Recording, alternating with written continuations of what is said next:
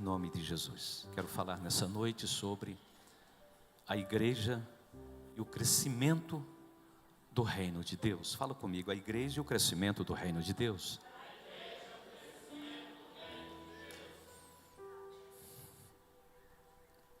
Então, quando a gente fala sobre esse assunto, e por que eu coloquei a igreja e o crescimento do reino de Deus? A igreja, ela é uma instituição que é diferente do reino de Deus. A igreja é um organismo vivo, é uma instituição que foi salva pelo Senhor Jesus, e o próprio Jesus deu o nome de igreja aos seus discípulos, fazendo então esta declaração: edificarei a minha igreja, e as portas do inferno não prevalecerão contra ela. Até porque a palavra igreja já era usada naquela época, para se referir a cidadãos que eram eleitos para alguns cargos públicos. E aí Jesus fala assim, Jesus chega e fala: eu vou edificar a minha igreja. Então, observe que ele usa a palavra edificarei. Edificar fala em uma construção. Não é algo que se faz ou que se conquista num estalo, num abrir e fechar de olhos. Quando a gente fala em edificar, a gente então está ciente de que exige-se um trabalho, um esforço, uma dedicação, para que essa edificação seja então concluída. Então Jesus, quando ele chama o seu povo de igreja, ele está se referindo a um povo que foi salvo. E a própria palavra igreja também, ela mostra isso. Um povo chamado, um povo escolhido, chamado para fora. Ou seja, um povo que foi tirado, um povo que foi escolhido para cumprir uma missão no mundo, para então desenvolver o projeto do Senhor Jesus. Por isso, quando Jesus então, ele veio, e é interessante você observar que, normalmente, Jesus foi a pessoa que mais falou a respeito do reino de Deus. Reino. Quantas vezes ele usou essa palavra? E eu quero ler rapidamente aqui, primeiro em Lucas 13, você vai observar que no verso 18 até o verso 21, Jesus fala aqui, cita duas parábolas para ilustrar o que é o reino de Deus. E dizia: a que é semelhante o reino de Deus? E a que o compararei? É semelhante a um grão de mostarda, que um homem plantou na sua horta, e cresceu e fez-se árvore, e as aves do céu aninharam-se nos seus ramos. Verso 20, disse mais: a que compararei o reino de Deus? É semelhante ao fermento que uma mulher tomou e escondeu em 3 medidas de farinha, até ficar tudo levedado. Você vai observar então que nas duas parábolas, Jesus está falando sobre a abrangência do reino de Deus. Quando ele o compara a um grão de mostarda, e esse grão de mostarda então, ao ser plantado, ilustrando o seu reino, ele cresce, torna-se uma árvore, e as aves do céu, os pássaros, todo tipo de pássaro, era isso que eu estava ilustrando, vêm para então fazer ninhos, para morar. Ou seja, ele está falando aqui de uma abrangência total. E quando ele fala também a respeito do fermento, que uma mulher prepara então, quando ele cita 3 medidas de farinha, estava falando de uma grande quantidade de farinha, não era pouca. Muita farinha. Coloca o fermento, e ele diz que toda, né, ficou levedada. Até ficar tudo levedado. O que quer dizer isso? O que Jesus está falando? Que o seu reino é para alcançar todos na face da terra. O propósito dele, o seu reino, abençoar todos. O propósito do seu reino é envolver todos. Não apenas uma parte, não apenas algumas pessoas, mas sim a todas as pessoas na face da terra. Esse é o propósito do reino de Deus, consequentemente, de alcançar todos os níveis de vidas de pessoas que necessitam. Agora, aqui na terra a gente sabe que a igreja, ela tem, eu posso dizer, 3 propósitos importantes para a igreja aqui na terra. Primeiro, ela foi criada para adorar o Senhor. O ser humano foi criado com esse propósito, louvar, exaltar o nome do Senhor. E Deus chega a declarar isso lá em Isaías 43. O Senhor, Ele mostra aqui nesse verso 21, quando Ele diz: esse povo que formei, esse povo que criei, para mim, para me dar louvor, está falando exatamente disso. Ou seja, Ele agora, quando fala sobre o seu povo, Ele exemplifica que esse povo foi criado para louvar, para exaltar, para bendizer o nome dEle.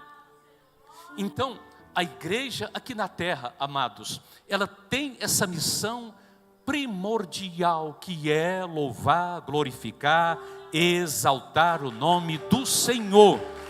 Por isso, louve.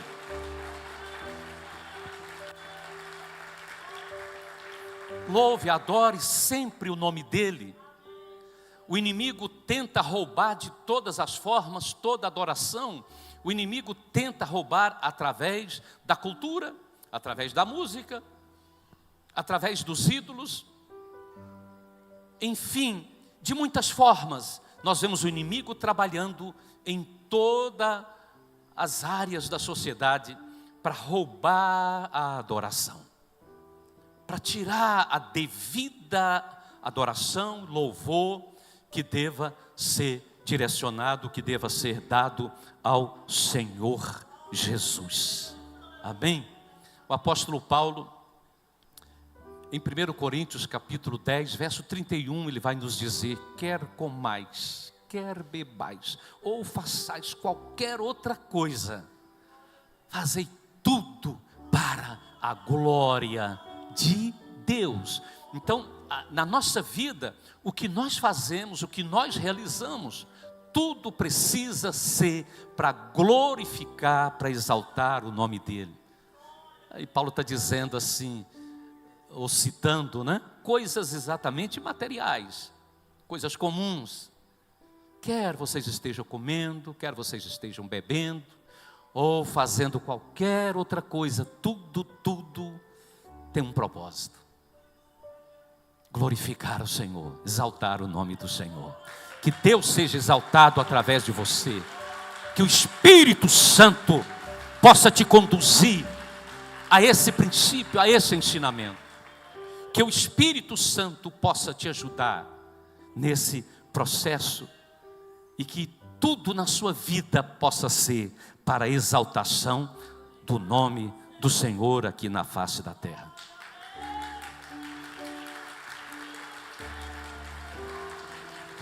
A outra questão, o outro propósito da igreja, que isso é lógico, né? É a edificação própria, edificar a si mesma. A igreja tem essa responsabilidade aqui de se esforçar, de lutar pela sua edificação, pelo seu crescimento, né? O apóstolo Pedro fala isso, nós precisamos crescer na graça, crescer no conhecimento de Deus. Nós precisamos, de certa forma, estarmos, né, a cada dia avançando, progredindo, crescendo. Aliás, é por isso que a igreja reúne. Aqui é o lugar de celebração, de aprendizado. Aqui é o quartel-general da igreja, porque o campo de atuação dela é lá fora. Aqui ela se organiza, exatamente para que haja esse crescimento, exatamente para que haja a melhoria na sua conduta em todas as áreas.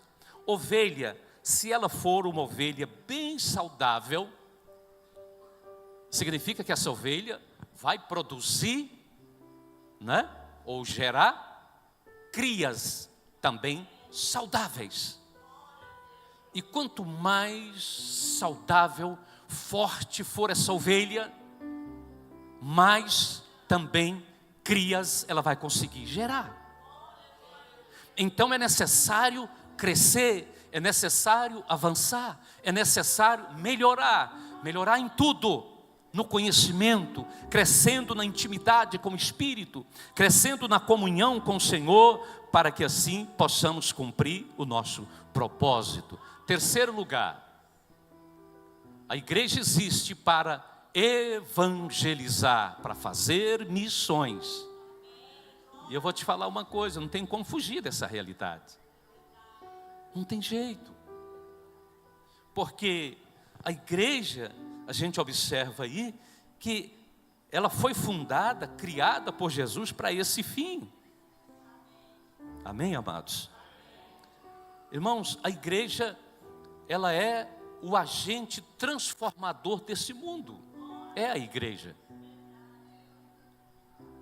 Aonde a igreja está, aonde a igreja chega, onde chega o evangelho de Jesus, aí vai acontecer um milagre, aí vai acontecer a transformação, aí vai acontecer alguma coisa. Não precisa de cadeia, não precisa de presídio para alguém que já tenha recebido o evangelho. Pode haver aí por perseguição, conforme a gente sempre viu em toda a história, né? E até hoje acontece, mas na prática, por falta de boa conduta, não. Porque quando a pessoa recebe o evangelho, automaticamente ela começa a ser edificada, começa a ser transformada, seu caráter vai sendo mudado.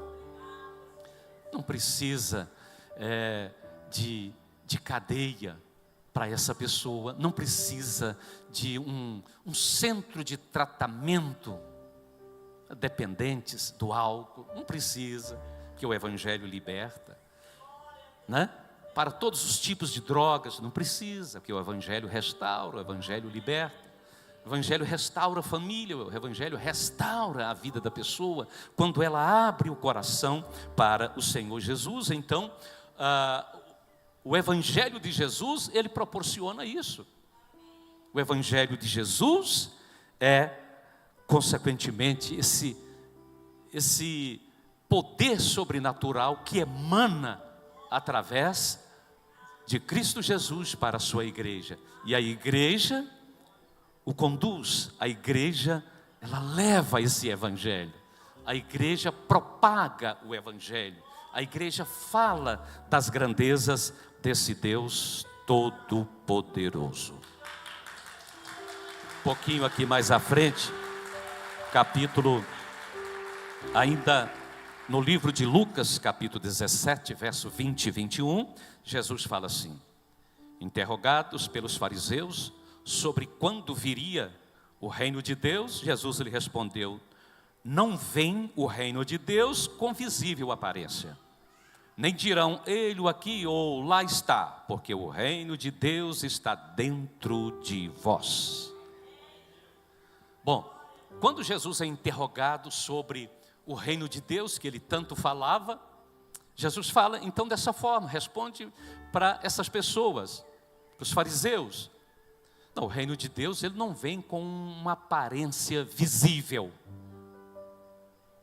O reino de Deus, ele não está condicionado a uma condição geográfica, ele está dizendo. Ou seja, o reino de Deus não está ali em Jerusalém, né, ou Nova York, ou lá em Brasília, né?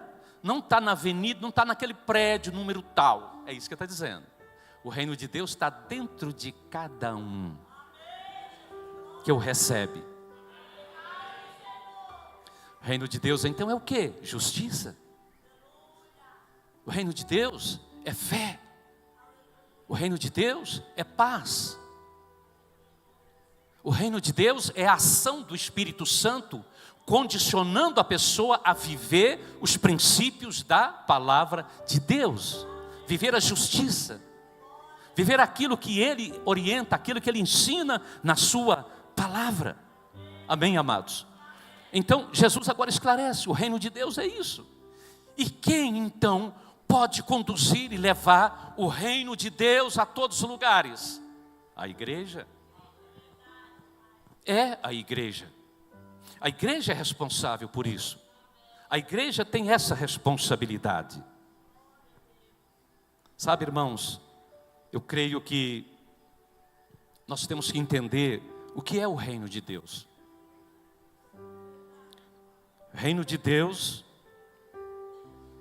quando nós falamos de reino de Deus, é porque esse reino é dele, é do Senhor. Existem outros reinos. Existe também o reino de Satanás. Existem os reinos dos homens. Onde há um reino é porque ali há um rei que domina. Se é um reino, então ali tem um rei que é aquele que manda. E deixa eu dizer uma coisa para vocês. No reino de Jesus também tem um rei. É Ele que manda, irmãos. É Ele quem manda. Jesus é o Senhor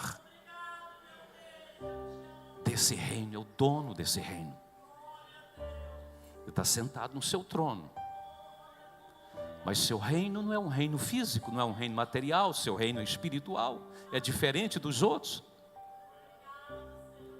E quando nós aceitamos esse reino, quando nós abraçamos esse reino, nós estamos, na realidade, assumindo as responsabilidades com o rei que domina esse reino, que reina sobre todos. Por isso, irmãos, quando Jesus disse aqui algumas parábolas que nós lemos aqui, a respeito do seu reino, a igreja precisa entender que a missão dela é exatamente alcançar todas as pessoas. Então, Jesus trouxe o reino, e eu quero dizer para você, o reino de Deus, ele é um reino, irmãos, muito próspero. Você já imaginou o reino de Deus? Como é o reino de Deus? Como é? Lá em cima? Imagine o reino de Deus com tantos delinquentes sentados ali em volta do trono. Imagine o reino de Deus com tanta violência. Imagine o reino de Deus com tanta pobreza. Não. O reino de Deus, ouro lá é para as pessoas pisar. O reino de Deus é um reino muito rico. É um reino muito próspero. É um reino abençoado. Porque lá não entra pecado, lá não entra Satanás, lá não entra as características e as maldades da carne, do ser humano.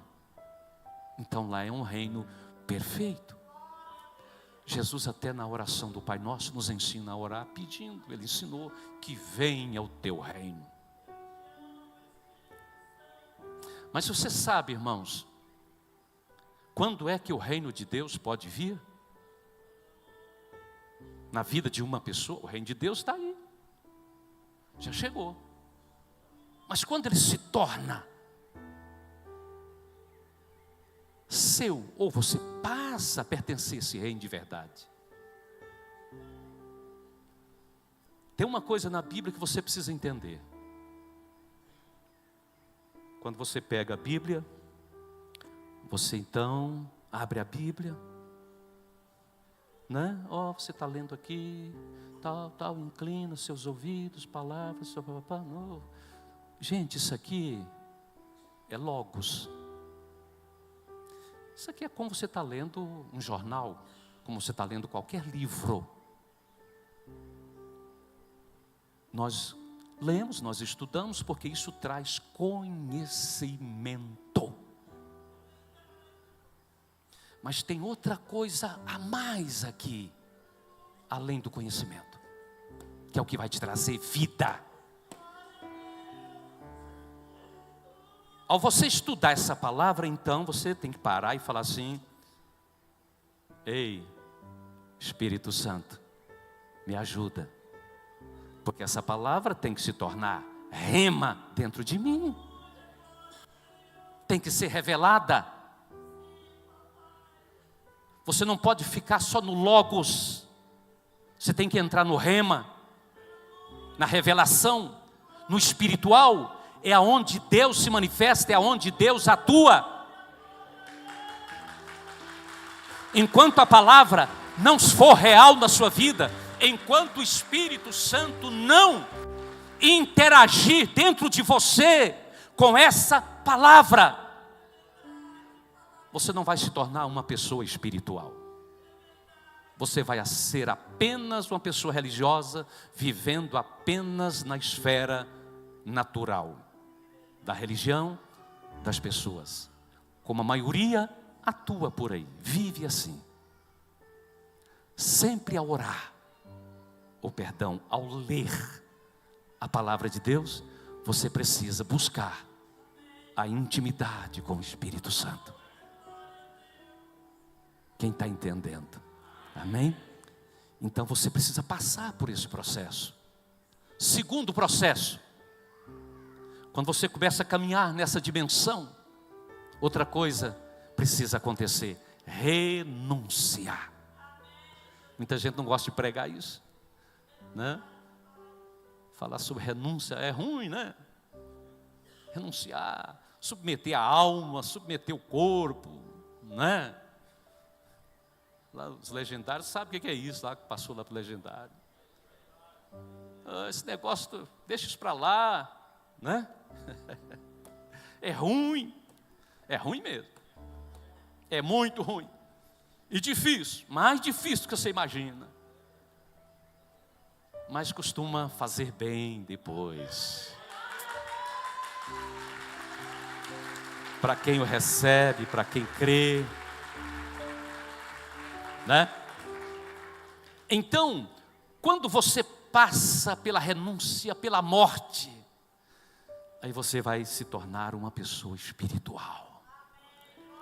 Aí o Espírito de Deus vai começar a te conduzir, vai começar a mover na sua vida. O Espírito Santo vai começar a trabalhar na sua vida e realizar coisas sobrenaturais.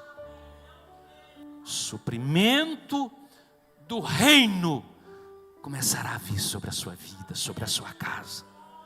A unção do reino começará a te envolver, mas tem que conquistar. Tem que passar por essa conquista. Então, a igreja primitiva, ela entendeu isso assim de maneira muito clara. Lá em Atos 2, vamos ler aqui alguns versos que eu selecionei. Primeiro Atos 2, verso 47. Leia juntos aí, por favor, vamos lá.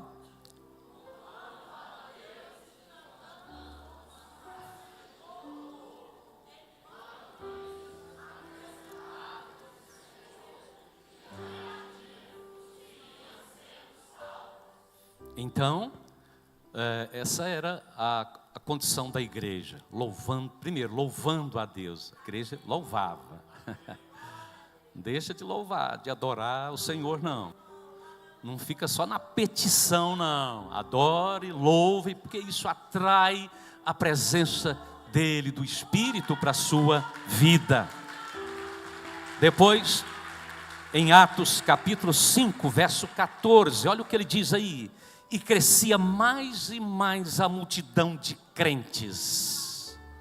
Olha aí, crescia mais e mais a multidão de crentes, tanto homens como mulheres agregados ao Senhor. Eram muitos, e depois você vai ver aí, pouquinho aí para frente, capítulo 6, no próximo capítulo aí, verso 7, que diz: crescia a palavra de Deus e em Jerusalém se multiplicava o número dos discípulos. Também muitíssimos sacerdotes obedeciam à fé. Até os rabinos, até os fariseus também se convertiam. Diz aqui que eram muitos que também se convertiam ao Senhor, que aceitavam o Evangelho. Então, você precisa compreender que quando Jesus está falando, Jesus está dizendo aqui a respeito do seu reino, né? A igreja, então, quando ela aceita Jesus, ela está aceitando essa proposta do seu reino. Só que você tem que entender uma coisa: a igreja tem um dono. Isso quer dizer que tem alguém que manda. E se a igreja não estiver aliada à autoridade, à ordem do seu dono, então ela deixa de ser igreja. Não é igreja. Igreja fala de uma instituição que age, de uma instituição viva, de uma instituição que está sempre pronta. E quando o seu rei, o seu dono chama e fala: faça isso, ela faz. Quando ele fala vai, ela vai. A pessoa tem que ir. Quando ele dá um comando, a pessoa tem que obedecer. Porque se ela não obedecer, ela não está sendo igreja. Ela não está cumprindo o propósito como igreja. Ainda a igreja primitiva, aí no outro capítulo, o capítulo 8, aliás, você vai ver aí do verso 1 ao verso 4. Naquele dia, Atos 8, né?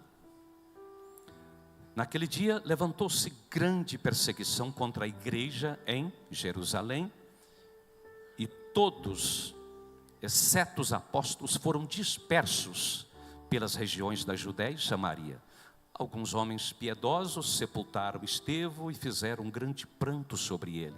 Saulo, porém, assolava a igreja, entrando pelas casas, arrastando homens e mulheres, encerrava-os no cárcere. Entre mentes, os que foram dispersos iam por toda parte, pregando o quê? A palavra. Então, veja, irmãos, quando você lê alguns livros sobre a história da igreja, você vai ver que esse foi o método que o Espírito Santo usou para levar a igreja a um crescimento extraordinário. Perseguição. Interessante, né? Perseguição. Então a perseguição às vezes pode ser boa, né?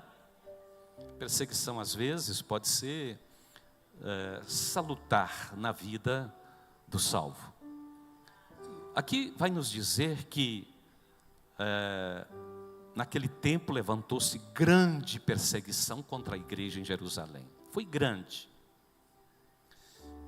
Só que as pessoas iam se convertendo, né? Era assim, a Bíblia sempre fala, todos os dias, acrescentava, multiplicava o número dos salvos, o número de discípulos, né? Vários outros textos nos mostram isso. E à medida que essa perseguição aumentava, a igreja se movia. E com isso, a orientação para os discípulos foram sair de Jerusalém, permaneceram lá em Jerusalém os apóstolos, onde era o comando da igreja. Mas os discípulos, o povo, ia por todos os lados. E à medida que muitos iam fugindo, eles iam também pregando o evangelho. De maneira que então o evangelho alastrou e cresceu por todos os lugares de uma forma sobrenatural. As pessoas que iam recebendo o evangelho também transmitiam esse evangelho a outras pessoas que ela ia encontrando pelo caminho, anunciando Jesus, anunciando o Senhor Jesus. Aqui fala inclusive, né, de Estevão, que foi também um mártir da igreja, foi apedrejado, porque você vai observar o que ele fazia. Ele anunciava Jesus, começou a anunciar desde o Velho Testamento, Moisés, e começou a falar que Jesus é o Messias. Era isso. O povo se enfureceu, apanhou pedras, e ele morreu apedrejado. E conta também que nesse tempo Saulo de Tarso, ele assolava a igreja. Então, a igreja, ela começou a esparramar, a ir, como diz aqui, os lugares aí mais próximos, né, como Samaria, por outras regiões, mas começou a ir também para outros territórios. Se você ler, logo aí na frente, né, no capítulo seguinte, você vai observar, por exemplo, quando sucedeu a conversão de Saulo. Saulo havia pegado cartas com as autoridades, né, e assim ele estava viajando para Damasco. Quer dizer, na Síria. Ele estava indo para Damasco para prender ali os cristãos que já estavam ali. Então, o evangelho, ele foi crescendo, ele foi alastrando por todos os lugares, à medida que a perseguição também aumentava.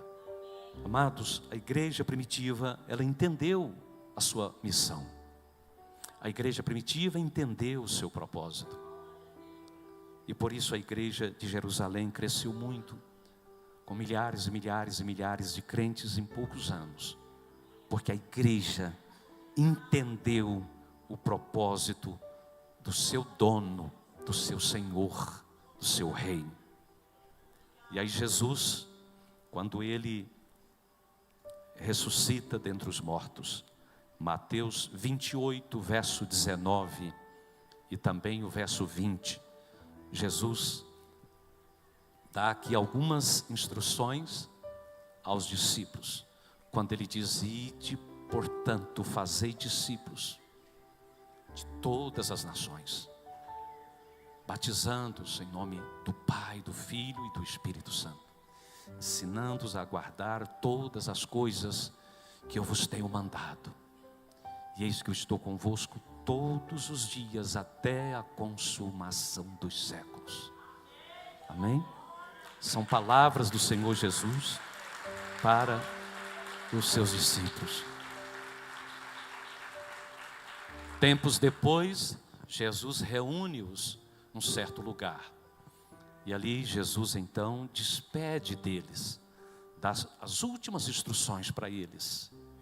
Observe que as últimas instruções de Jesus, como está inclusive lá em Lucas 24, 49, Jesus falou para ele: vocês vão para Jerusalém, ficai lá, até que vocês sejam revestidos de poder.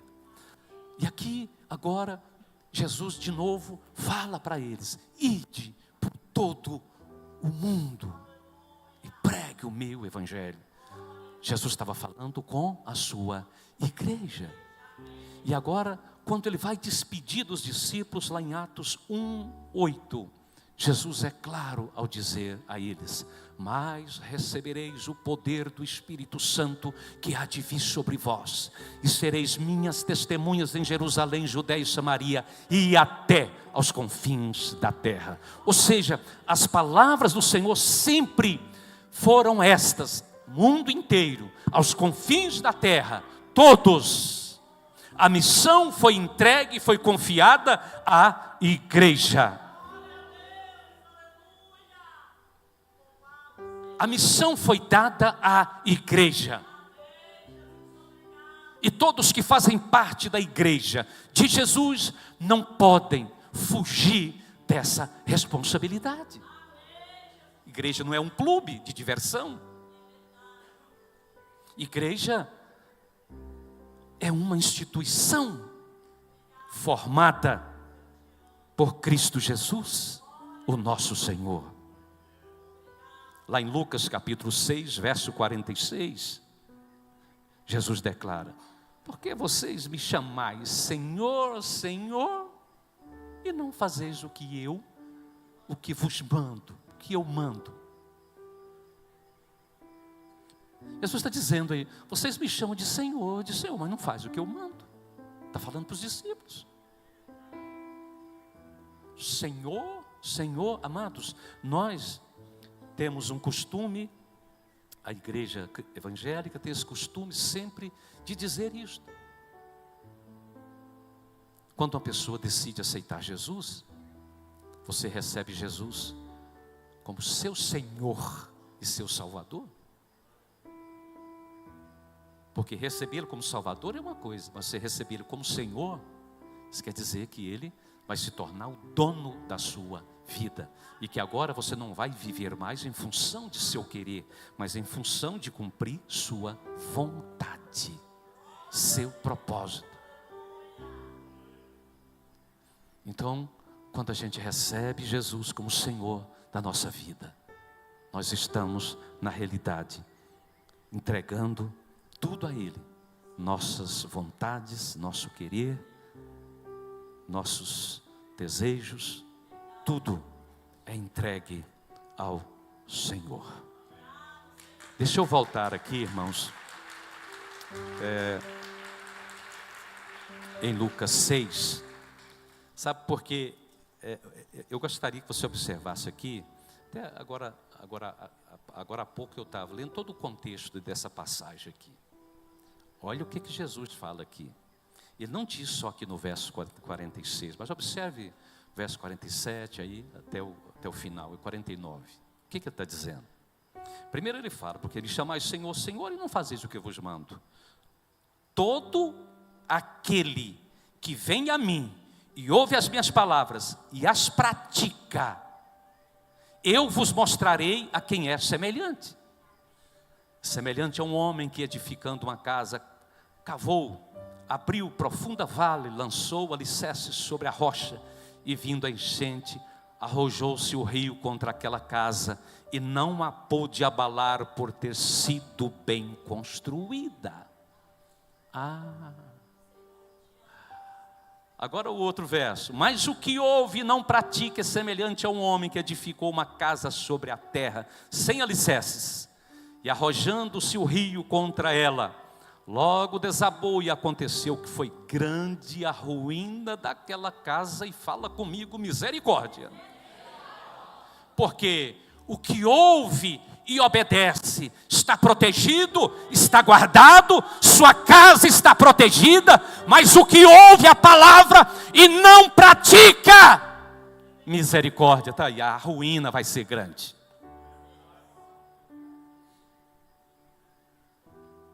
A destruição vai ser grande, a tempestade vai vir, e não vai adiantar chamar Senhor, Senhor, não vai resolver.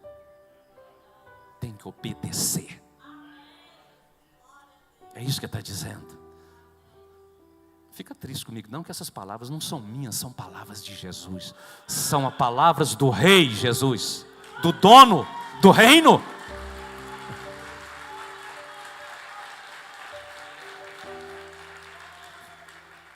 Então é melhor obedecer.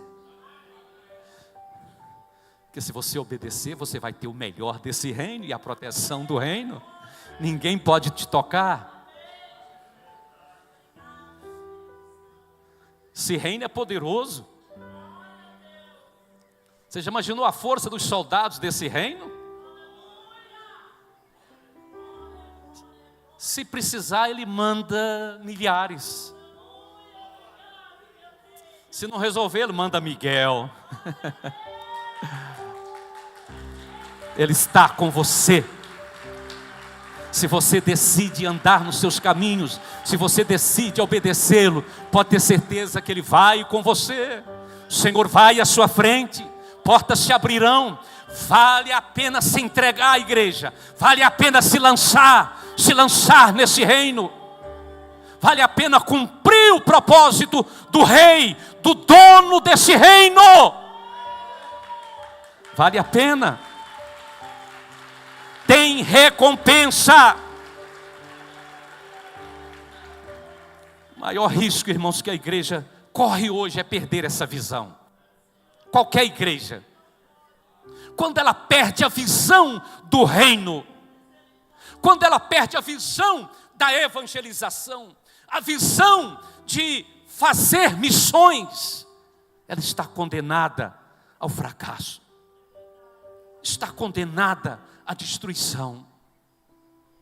A igreja não pode mudar e perder, consequentemente, esse foco do ide de Jesus, do ide do Senhor Jesus.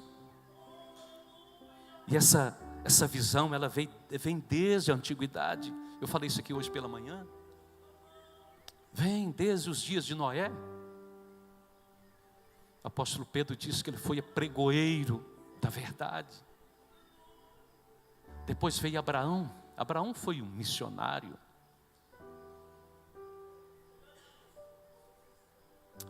Não foi só Abraão. O capítulo 11 de Hebreus vai dizer que não só ele, como outros heróis da fé naquela época, irmãos, eles não podiam nem construir uma casa para eles, não tiveram o privilégio, mesmo em meio a tanta riqueza, não tiveram o privilégio de construir uma mansão, uma boa casa. Porque eles decidiram viver em função da ordem do Senhor. Ah, por quê? Ficava um tempo no lugar, o Senhor aparecia, levanta e vai para tal lugar. Ela juntava tudo, chamava os trabalhadores, os empregados, vamos embora. Sabia, irmãos, aliás, não sabia nem para onde estava indo às vezes. O Senhor dava direção e ele ia. Passou por várias nações. Abraão, na sua trajetória, ele passou por nações que nós conhecemos hoje, como Egito, como Israel, Jordânia, do Iraque. Percorreu várias nações nessa trajetória, obedecendo ao Senhor e testemunhando o Deus Todo-Poderoso, o grande El Shaddai, levando o poder de Deus. E Paulo vai nos dizer lá em Gálatas que nós também, como igreja, fazemos parte dessa família da fé de Abraão, através de Cristo Jesus. Graças a Deus.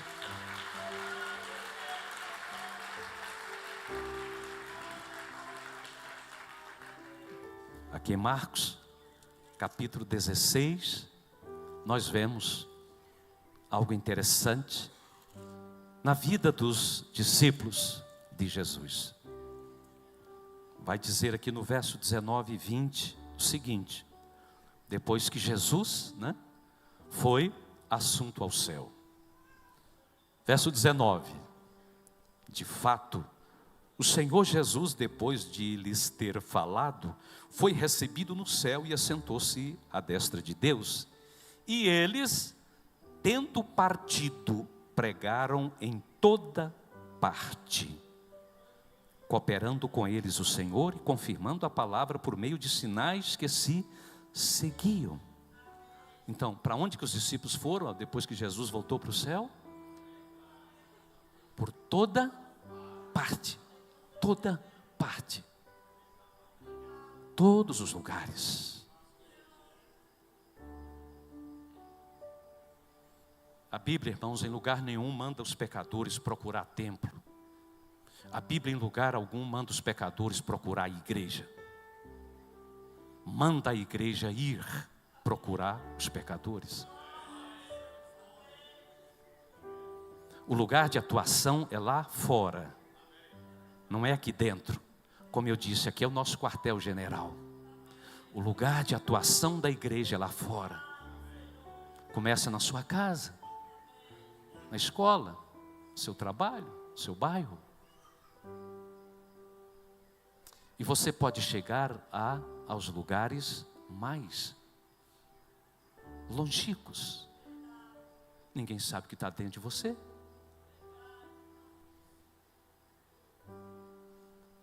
Fala para quem está do seu lado aí, você não sabe quem sou eu. Você pensa que sabe. Porque às vezes, você pode ser um grande missionário, uma grande missionária, que vai impactar multidões, você pode ser um evangelista. Às vezes tem uma semente dentro de você, que vai germinar, que ninguém está vendo. Talvez haja aí dentro de algumas pessoas aqui um amor sobrenatural por Jesus. E como que esse amor é revelado? Fazendo o que Ele manda, obedecendo ao Rei, porque Ele fazia isso. Jesus trabalhava dessa forma. Mateus 9, 35 ao 38. Olha como Jesus fazia. Percorria Jesus todas as cidades e povoados, ensinando nas sinagogas, pregando o evangelho do reino e curando toda sorte de doenças e enfermidades. Vendo as multidões, compadeceu-se delas, porque estavam aflitas e exaustas como ovelhas que não têm pastor.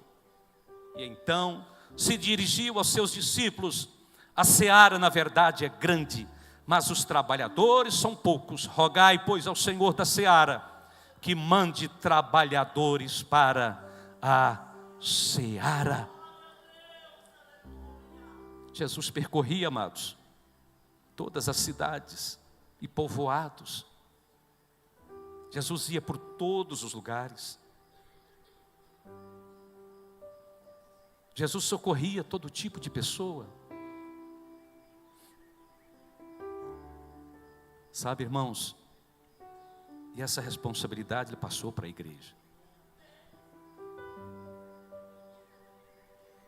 Esse compromisso Jesus entregou à igreja.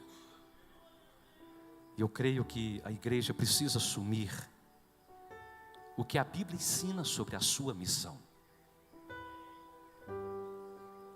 Qual o propósito de sua existência?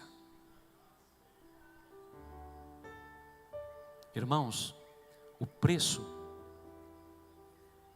da redenção da alma custou muito caro.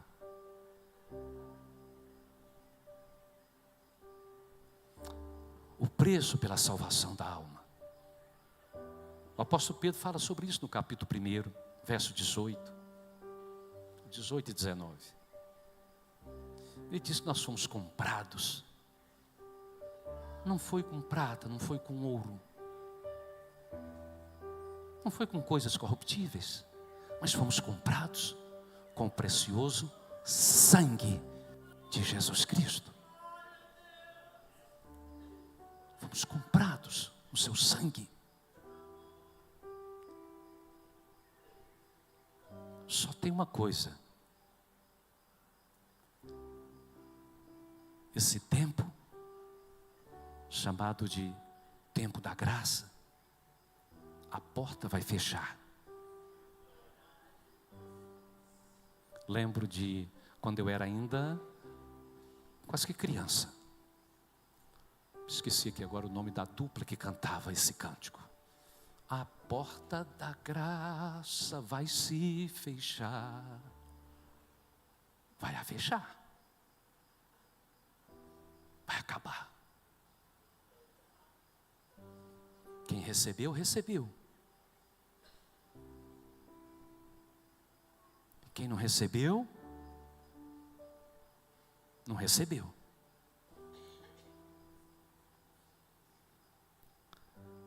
Nós temos, irmãos, eu creio, estou encerrando aqui, mas deixa eu falar algumas coisas aqui para os irmãos sobre esse assunto ainda. Jesus não tinha os meios que nós temos, apóstolos também não tinham. Não tinha um carro com ar-condicionado para ir. Não tinham aplicativo, carro de aplicativo à disposição, não tinha uma moto, não tinha uma bicicleta. Não tinha um bom cavalo.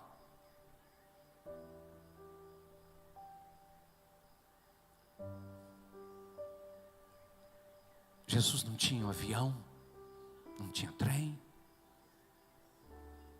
e nem os apóstolos. Mas ele cumpriu o ministério em pouco tempo. Ele cumpriu a sua missão. Sabe o que a igreja precisa fazer? Ir aonde as pessoas estão. Você tem celular, telefona.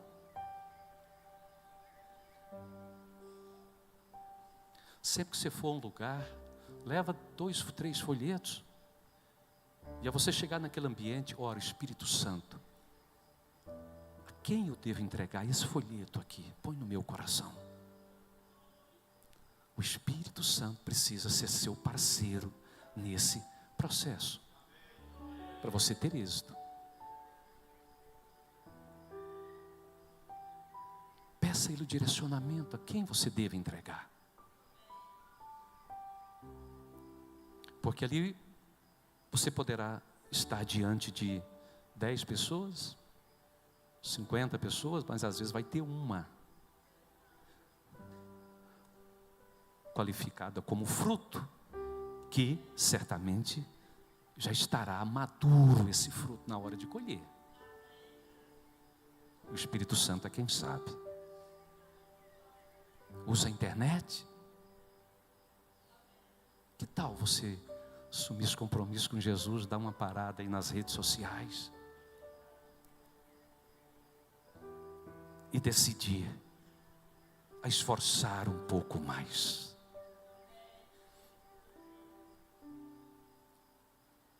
Nós não podemos aceitar. Estou dizendo para você, como igreja e como pastor nessa igreja, nós não podemos aceitar. A igreja foi chamada para conquistar, para alcançar todos. Deus amou o mundo de tal maneira, Ele amou todos. A ordem dele é começar por Jerusalém e ir até os confins da terra.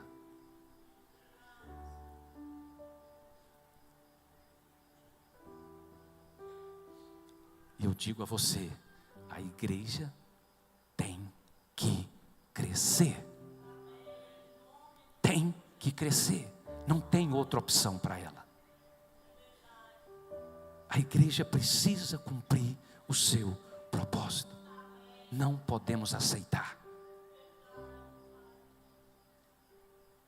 Não somos fracassados.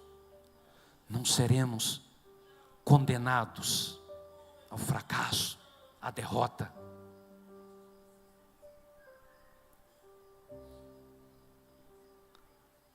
Eu tenho me esforçado de vários meses para cá. De mais ou menos uns 6 meses para cá. Quando nós estávamos vindo de Manaus, eu falei com o apóstolo, eu vou fazer legendários. Mas para quê? Para quê? Eu vou, Deus tem alguma coisa lá para mim. E Deus trabalhou me ajudando, me auxiliando em 2 áreas. Me fortalecendo espiritualmente e fisicamente. Se você perguntar hoje para mim, qual o dia de seu descanso, apóstolo? Não tenho. Porque eu tinha sábado. E sábado eu passo o dia estudando. Eu tiro para estudar, eu tiro para escrever.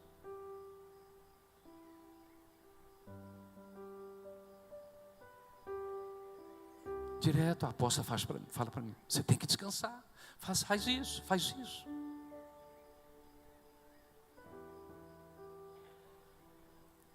Mas dentro de mim eu sinto que se eu quero fazer algo mais para Jesus é agora. Estou investindo na consolidação da igreja, da visão. Estou correndo. Ontem mesmo, trouxe ela aqui, aí eu vou descer para a igreja 7 horas. Falei, eu vou mais tarde. Levei ela, trouxe ela aqui. Quando foi 9h30 eu vim. Os jovens estavam terminando a reunião, saindo daqui, eu vim para cá. 9h30, subi para cima, fiquei até depois da meia-noite. Estou clamando e tendo uma luta pessoal. E eu digo isso ao Espírito Santo, livra-me do fracasso. Não permita que eu seja um homem fracassado. Permita que eu possa ainda fazer algo que eu não fiz ainda para o reino do Senhor. Estou me esforçando. Estou trabalhando para isso. Porque eu disse essa semana, não me recordo para quem foi. Não sei se foi para o Claudei, uma pessoa que eu conversei essa semana passada. Falei, eu creio que quando a igreja for arrebatada e chegar lá no céu, irmãos, vai ser choro para todo lado. Choro de alegria, apóstolo, de estar diante do Senhor? Não. Choro de decepção, de vergonha, de tristeza. Eu penso assim. Porque quando vai se deslumbrar todo o reino, a grandeza do reino, e toda dádiva que será entregue, toda honra, toda coroa, todas as condecorações que serão entregues no julgamento, logo depois do julgamento da igreja. As pessoas vão olhar e dizer assim, por que eu não fiz mais? Por quê? Por que, Jesus? Eu não sabia que era assim. Porque hoje, infelizmente, a maioria das igrejas só pregam as bênçãos, não prega o evangelho completo. Prega cura, prosperidade, mas esquece de falar do papel da igreja. Porque se falar, o povo vai embora, que o povo só quer prosperidade. É carro novo. Isso é parte do evangelho, tá, irmãos?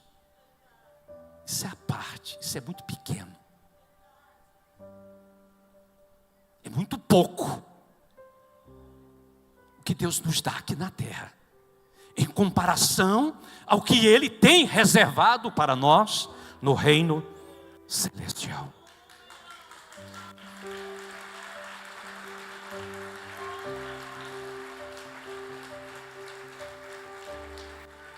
Preparei 12 estudos de consolidação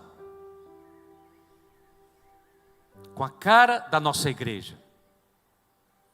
Estudos um pouco menores, que você precisa estudá-los com alguém. Nós temos um alvo para 120 pessoas. Irmãos, o tamanho dessa igreja aqui é pouco. Meu Deus.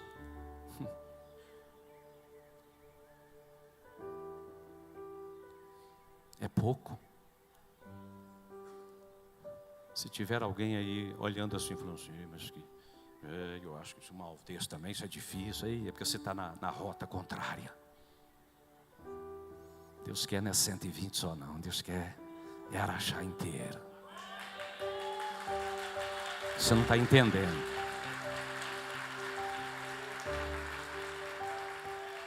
A gente tem que determinar o que a gente quer. Às vezes eu fico aqui, eu ando aqui dentro. Eu ando, eu olho para a galeria. Todo dia estou falando isso para Jesus. Senhor, até tal época, eu quero aqui pela manhã, esses bancos cheios. No culto de domingo pela manhã, os bancos cheios. E domingo à noite, os bancos e as galerias cheias. Isso é propósito. Isso é compromisso. Isso é dizer para o Senhor que você quer. Desperta, igreja.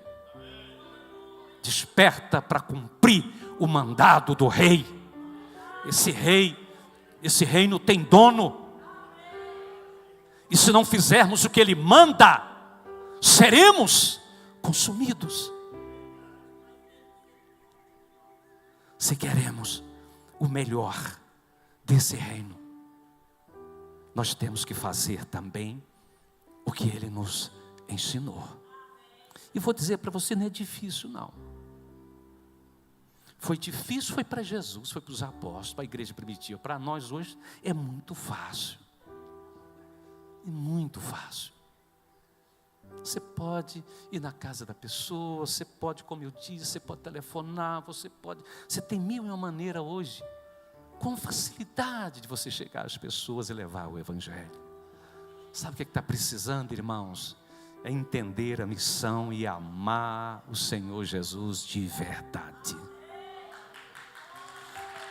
Porque lá em João ele vai dizer, aquele que me ama, ele guarda a minha palavra, obedece a minha palavra. Quem ama. Tem um vídeo aí da igreja primitiva, lá nas arenas lá de Roma. Tem? Solta aí, por favor.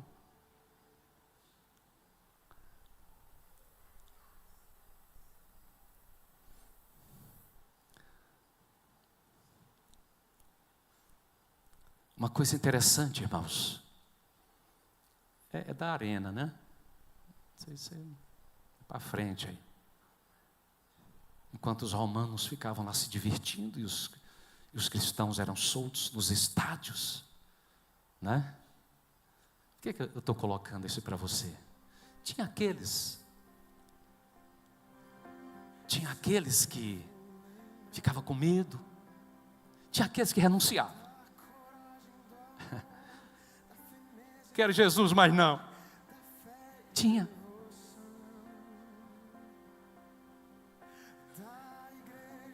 Mas tinha uma classe, a história nos diz, que tinha uma classe de crentes que estavam ali e que dizia assim, corria e dizia, eu quero ir morrer logo para estar nos braços de Jesus, e corria em direção aos leões.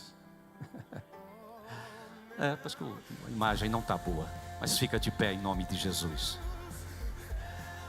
Corriam ao encontro do Senhor Jesus. Eu quero morrer logo, eles diziam, que eu quero estar com Ele. O que você quer? Você quer esse mundo aqui? Ou você quer estar com Jesus? Ou você quer estar com Cristo? Ou você quer estar com o Senhor?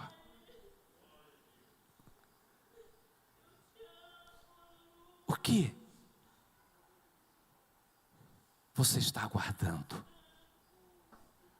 Os heróis da fé viveram daquela forma porque eles aguardavam a cidade celestial. Os olhos deles estavam focados, postos na Jerusalém celestial.